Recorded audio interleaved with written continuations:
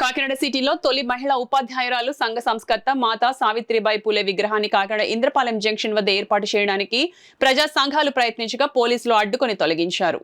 అయితే పోలీసు యంత్రాంగం, మున్సిపాలిటీ మరియు జిల్లా యంత్రాంగం సమన్వయంతో ప్రజా సంఘాల ఐక్యవేదిక సభ్యులకు సావిత్రిబాయి పూలే విగ్రహం ఏర్పాటుకు స్థల కేటాయింపును చేస్తామని హామీ ఇచ్చారు. శాంతియుతంగా సావిత్రిబాయి పూలే జయంతి కార్యక్రమాన్ని పూర్తి చేసుకుని సహకరించాలని కోరిన మీదట సావిత్రిబాయి పూలే జయంతి కార్యక్రమాన్ని చిత్రపటంతో ప్రజా సంఘాలు, అఖిలపక్ష రాజకీయ పార్టీలు, ఉద్యమ సంఘాలు భారీ ఎత్తున మహిళలతో ఘనంగా నిర్వహించారు. ఈ కార్యక్రమంలో పప్పు దుర్గా రమేష్, పిట్టవర ప్రసాద్, జగ్గారపు మల్లికార్జున, నరాల శివ, కృష్ణమోహన్, నచ్చిన విజయలక్ష్మి, పలివెల లక్ష్మీరాజ్, కె మణి, అడవాల రత్నప్రభ, మన్యం దుర్గా సుభద్ర, తోకల వరదరాజ్ సాంచి తదితరులు హాజరయ్యారు. ఖచ్చితంగా మేము కాకినాడ నగరంలో సావిత్రిబాయి పూలే గారి విగ్రహం అధికారికంగా ఏర్పాటు చేసే విధంగా మేము సహకరిస్తాం.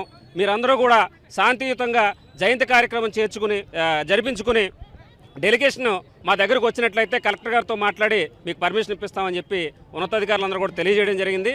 ఆ యొక్క నిర్ణయాన్ని మేము గౌరవిస్తూ ఈరోజు జయంతి కార్యక్రమాన్ని చిత్రపటంతో ఇక్కడ జరుపుకోవడం జరిగింది.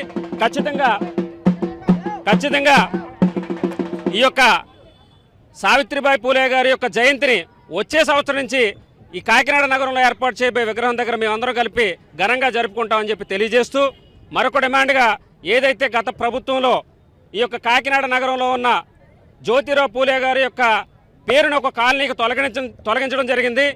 ఆ రోజు సహకరించినటువంటి కూటమి ప్రభుత్వంలో ఉన్న అన్ని రాజకీయ పార్టీలు ఈ యొక్క పేరును మళ్ళీ తిరిగి పెట్టాలని చెప్పి మేము ప్రజా సంఘాల తరఫు నుంచి డిమాండ్ చేస్తూ కాకినాడ నగరంలో సావిత్రిబాయి పూలే గారి విగ్రహాన్ని ఏర్పాటు చేయాలని చెప్పి మరొకసారి మేము తెలియజేస్తూ ప్రజా సంఘాల తరఫు నుంచి డిమాండ్ చేస్తాం. చట్టాలు నెలకొల్పాలని ఎంతో కాలంగా మేము సంకల్పిస్తున్నాం. ఆవిడతో పాటుగా ఫాతిమా బేగం గారిది, అదేవిధంగా రమాబాయి గారిది విగ్రహాలు లేవు.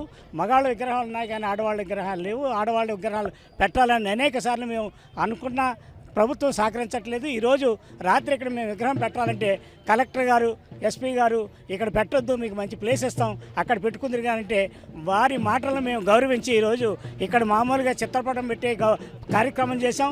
వచ్చే జయంతులకి, ఈ మహిళా జయంతులు ఖచ్చితంగా విగ్రహాల దగ్గర చేసుకునే విధంగా ప్రభుత్వం సహకరించాలని మేము డిమాండ్ చేస్తా ఉన్నాం. నమస్కారం.